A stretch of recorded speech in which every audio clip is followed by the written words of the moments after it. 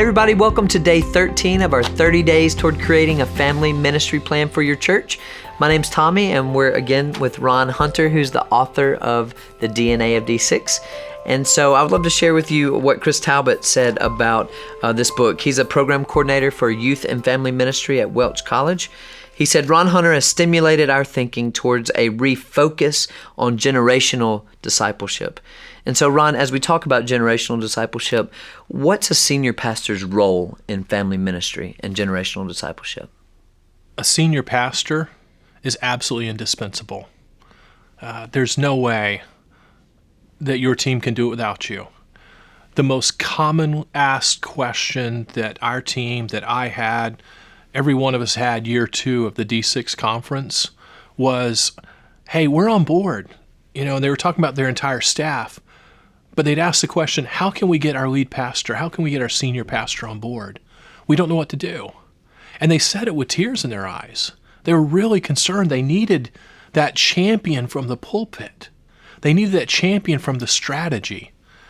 I did a little poking around and a little bit of research, talked to a number of lead pastors in this situation. And here's the conclusion we arrived at.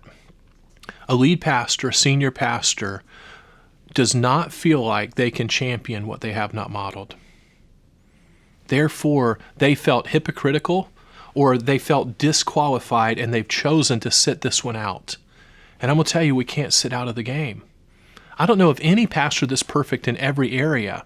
When we look at the Barna research for why prodigals occur, 20% come from unrealized expectations.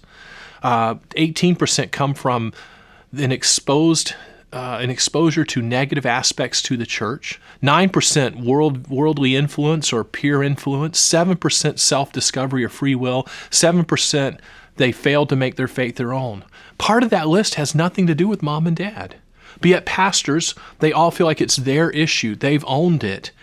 And what we would have to say is, don't treat yourself any different than somebody you counsel. If you are counseling somebody over any issue, you would help them find a way to deal with it. You would find restoration, and you'd find a way to get them back into the game or back into ministry. Your team needs you. And it's time to be authentic.